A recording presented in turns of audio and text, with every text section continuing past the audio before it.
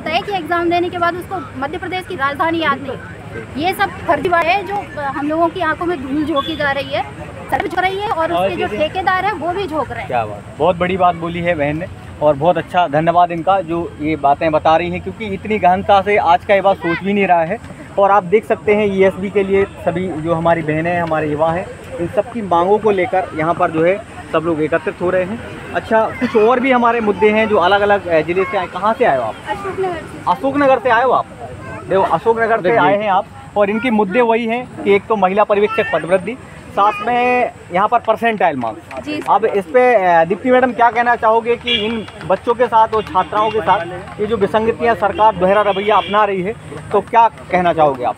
सरकार से मतलब ये तो बहुत गलत कर रही है कि हमारी जो पढ़ी लिखी महिलाएं हैं उनके साथ बहुत अन्याय हो रहा है, क्योंकि ये वो महिलाएं नहीं है कि 1250 रुपए में अपना गुजारा कर लें। ये वो महिलाएं हैं जिन लोगों के माँ बाप ने पढ़ाया लिखाया है, अपने ऊपर पैरों पर खड़े हो सकती है, अपने बाल बच्चे पाल सकती है, कोई अन्याय नहीं सह सकती है। इसलिए ये अपने हक के लिए लड़ने आई है। सरकार से निवेदन है कि पद वृद्धि करनी चाहिए और जो इनको एक चीज और हुआ है कि इनको नंबर नहीं पता चले हैं, वो इनके सामने रखे जाने चाहिए, क्योंकि अपन को पता नहीं होगा तो अपन कैसे जानेंगे भाई कि हमारे नंबर कितने कम हैं। इसलिए आप मैडम से बात करिएगा। हाँ सर, मतलब एक तरफ तो महिला सशक्तिकरण की बात करते हैं, यहाँ तो अपंग बना रहे हैं आप। बिल्कुल, महिलाओं को अपंग बना रहे हैं, मतलब जो इतनी मेहनत कर रहे हैं उनको आप कुछ दे नहीं रहे। पेट की 1250 में हमारा गुजारा हो जाएगा कल को। तो क्या 1250 रुपए में आप लोग खुश हो? नहीं सर, बिल्कुल नहीं, हमें चाहिए नहीं। हमारी मम्मियाँ भी बोलती है कि हमारे बच्चों को रोजगार दो, हमें नहीं चाहिए। क्या बात, बहुत बड़ी बात है। 1250 जो रुपए हैं उनको साइड में रखिए। सबसे पहले ये सोचिए कि इसके माँ बाप ने कितने पैसे खर्च किए हैं। सर, हम लोगों को मतलब ट्यूशन से लेकर पूरी 1 साल हमारी मतलब पढ़ाई में तैयारी में निकल गई। इतने अच्छे नंबर ला के 70, 80, 170, 180 ला के मतलब हम लोगों को कोई भरोसा ही नहीं है। सही है, क्या होना है हमारा फिर? अब आप सोचिए अगली परीक्षा के लिए हम लोग इतनी मेहनत कर पाएंगे? आप सरकार से खुश हैं क्या? बिल्कुल भी नहीं। सरकार से सभी लोग दुखी हैं सर, दुखी भी नहीं, मतलब गुस्सा है हम लोग। सही है, बेरोजगारी से हमारा मध्य प्रदेश जूझ रहा है। और क्या कहना चाहोगे? आप ये देखिए, अभी मतलब 500 पद खाली है, 2-3 साल चुनाव आएगा, 2-3 साल बाद फिर से निकाल के फिर से कमाई हो जाएगी। बिल्कुल, और उसमें से भी 300 निकाल देंगे, 200 फिर बचा के रखेंगे। मतलब अगर खाली है तो दीजिए ना उस पे। कितनी बड़ी बात बोली है बहन ने, बहुत अच्छी जानकारी। मेहनत की हम लोगों ने, मतलब ऐसे ही घसट के हम लोगों ने इतने नंबर नहीं ले आए। सही है। कहाँ से आई हूँ? अशोकनगर से। अशोकनगर से चल के आए हैं? मैं चंदेरी से आई हूँ। बताओ, मध्य प्रदेश के अलग अलग जिले से हमारी बहनें एकत्रित हो रही हैं और भी सोच रहे थे कि हमारी सरकार चेंज होगी तो हमको बहुत कुछ फायदा होगा, पर यहाँ तो हमारा बहुत मतलब कहना चाहिए हमारा तो गुजारा ही नहीं चल रहा, हमारी तो कोई वैल्यू ही नहीं है महिलाओं की। तो इसलिए मोहन जी से जो अपने मुख्यमंत्री जी हैं उनसे निवेदन है, हाँ मोहन यादव जी जो भी है, ठीक है, आप देखो इज्जत देते हैं हम तब देते हैं जब महिलाओं की इज्जत होती है। बिल्कुल है ना, जब महिलाओं की इज्जत ही नहीं तो क्या इज्जत देना यार। इसलिए जो भी है आप हम लोग का अच्छे से गुजारा कर दें। मतलब 1250 रुपए में आप भी कुछ गुजारा नहीं चल सकता जी। हमारा देखो, हमारा तो ठीक है, दूर की बात है, किसी का गुजारा नहीं चल सकता। सिलेंडर भी 1200 रुपए से ज्यादा का आता है और चीजें हैं जो बाल बच्चे बीमार होते हैं, 1200 रुपए में हो जाता है क्या महीना का खर्च? तभी नहीं होता है। हम उनसे भी दुखी नहीं है, क्योंकि जो मतलब कुछ लोग ऐसे भी हैं कि जो 1200 रुपए में अपना गुजारा कर लेते हैं, चलो आप उनको दो, पर इनके बारे में भी सोचिए आप कि इनका 1200 रुपए लायक ये बच्चे नहीं है। सबसे बड़ी अगर सीधी खुली भर्ती इतनी कम थी तो डायरेक्ट उन्हीं लोगों को कर देते जो महिला मतलब पहले से आंगनबाड़ी में, उनके लिए निकाल दी। कम से कम उनके तो जीवन बन जाते। इतनी निकाली क्यों? सीधी भर्ती निकाली नहीं थी, खुली भर्ती। बहुत बढ़िया। अगर इतनी सी पद है मतलब खाली होते हुए कितने साल बाद आई है जी वैकेंसी? 7-8 साल हो गए। अब 2017 के बाद नहीं, 17 में आई थी, 17 में आई थी।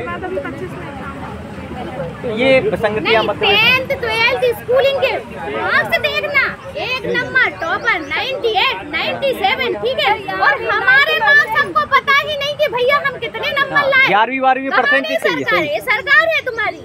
अभी रिजल्ट जो आ रहा है उसमें ये भी नहीं बताया जा रहा कि 100% माना कितने नंबर को, 100% नहीं। ये भी बहुत बड़ी बात बोली, बहुत बढ़िया। स्कूलिंग पढ़ाई में बच्चों के देखो इतने अच्छे टॉप कर रहे हैं, इतना अच्छा टॉप कर रहे हैं, और इधर काय के लिए टॉप कर रहे हैं भाई? क्यों पढ़ा रहे माँ बाप? जब तुम वैकेंसी निकाले जाके बेरोजगार बनना ही है उनको, सही बात, तो फिर बहुत क्यों बढ़िया टॉपर बना रहे हो? सर आज मुझे मेरी मम्मी ने सुबह बोला कि कि आप तो जा रहे हो सरकार तक अपनी बात पहुंचाने, तो बेटा आप उनसे बोलना कि हमारे 1250 रुपये बंद कर दो, क्या बात, लेकिन तुम्हें नौकरी दे दो।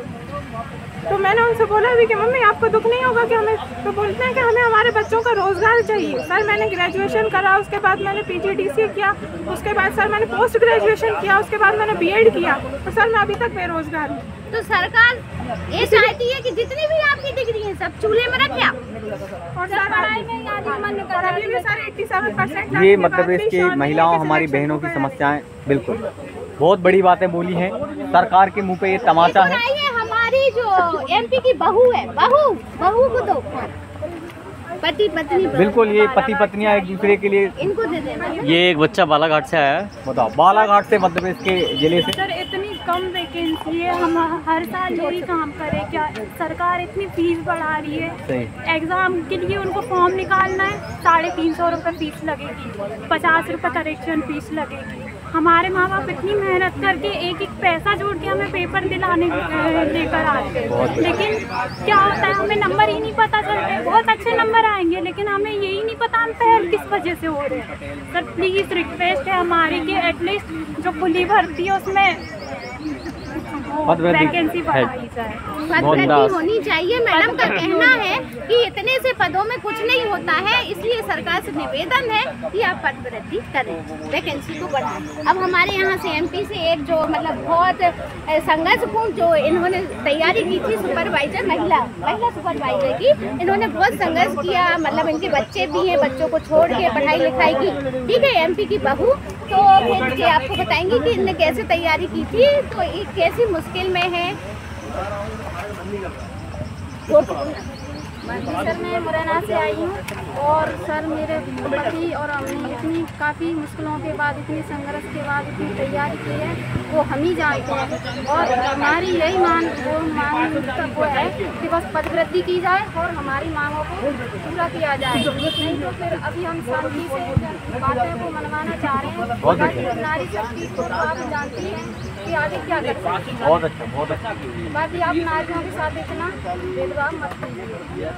तो ये देखिएगा, अलग अलग जिलों से हमारी बहनें आई हैं और इनकी एक ही मांग है कि 1250 रुपये में हमें नहीं चाहिए है, हमें रोजगार दीजिएगा, महिला पर्यवेक्षक में पदवृद्धि, और साथ में जो परसेंटाइल वाला मार्क्स वाला सिस्टम है वो भी जो है पारदर्शिता के साथ हो। तो ये अलग अलग बहनें और भी कई जिलों से आई हुई